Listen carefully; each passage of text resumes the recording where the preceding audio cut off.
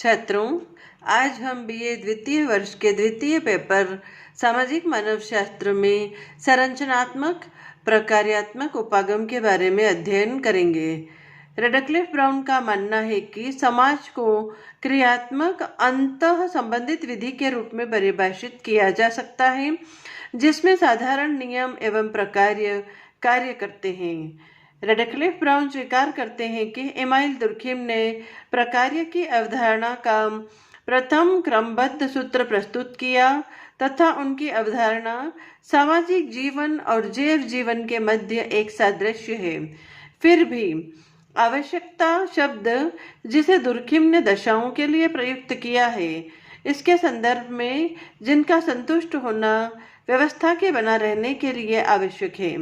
Radcliffe brown का विचार है कि यह शब्द हमें सीधे वैश्विक मानव या सामाजिक आवश्यकता की पूर्व धारणा की ओर ले जाएगा। इसके परिणाम स्वरूप वह सिद्धांत जिसके अनुसार घटनाएं एवं विकास एक विशेष उद्देश्य एवं घटना को पूरा करने के लिए बने हैं, इसकी वजह से वे हमें रोकेंगी।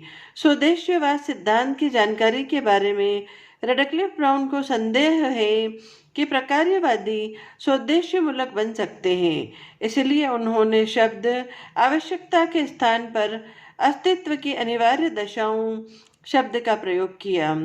रेडक्लिफ ब्राउन विश्वास करते हैं कि जीवित रहने के लिए अनिवार्य दशाओं का प्रश्न अनुभविक है और समाज का अध्ययन हमें इसके बारे में बताएगा।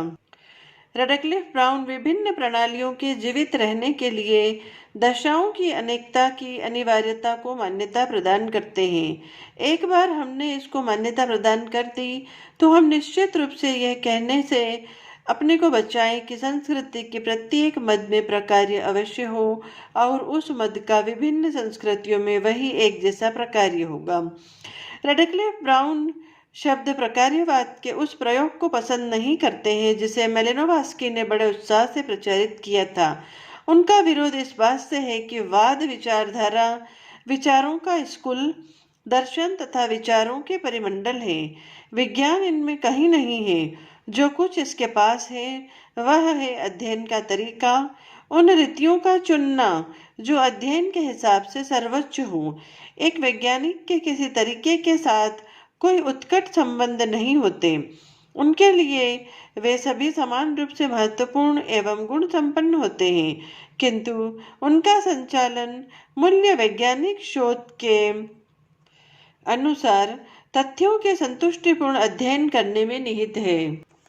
इसके अतिरिक्त रेडक्लिफ ब्राउन एक अवयव संस्थान और समाज के मध्य उपस्थित भेद को देखते हैं। उदाहरण के लिए एक जीव का अंत हो जाता है, किंतु एक समाज लंबे समय तक जीवित रहता है। यद्यपि इसमें भी परिवर्तन होते हैं और इसकी आकृति बदल जाती है। एक जैविक संरचना का अध्ययन उसके अंगों के कार्य करना बंद करने के बाद भी हो सकता है। दूसरे शब्दों में, किसी जीव की संरचना उसके कार्य से पृथक भी की जा सकती है, जो समाज के मामले में नहीं होता। सामाजिक संरचना तभी दृष्टिगोचर होती है जब वह कार्य करती है।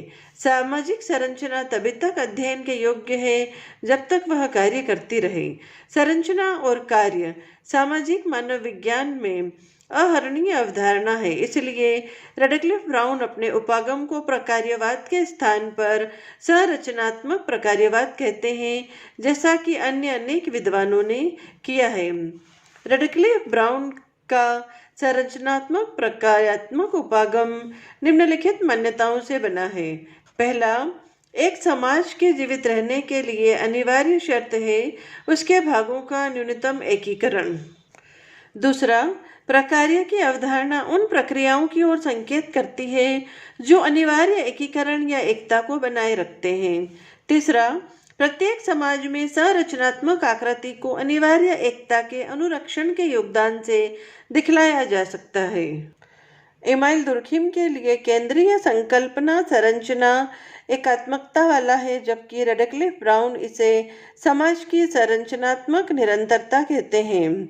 जैसे वंश परंपरा वाली प्रणाली के विश्लेषण में रेडक्लिफ ब्राउन के अनुसार पहले यह मान लेना चाहिए कि एकात्मकता के कुछ अल्प अंशों को उसे निरंतर बने रहने के लिए अवश्य विद्यमान रहना चाहिए। उसके बाद हमें वंश की परंपरा की प्रणाली से संबद्ध प्रक्रिया का निरीक्षण अवश्य करना चाहिए, ताकि सामाजिक एकता के लिए उनके परिणामों का मूल्य निर्धारित हो सके। इस प्रक्रिया में एक प्रक्रिया जिसमें शोधकर्ता को गुजरना होता है, वह है उस समाज में जहाँ वे भूमालिक समुदाय के रूप में हैं, उत्पन्न संघर्ष को निपटाने में वंश परंपरा प्रणाली की भूमिका से। वे यह परिभाषित करते हैं कि भूमि का अधिकार किसे है और यह परिवार के किस दिशा से होकर गुजरेगा। इन समाजों में वंशावली एक समष्टि समूह है। ऐसी संस्थाओं के अवरोहण द्वारा आर्थिक प्रणाली की एकता का वर्णन किया जा सकता है। फिर हम समाज की दूसरी प्रणालियों की ओर बढ़ते हैं, जिनमें प्रत्येक स्तर पर योगदान के विश्लेषण द्वारा एक भाग समस्त की संरचनात्मक अनवरतता को बनाएगा।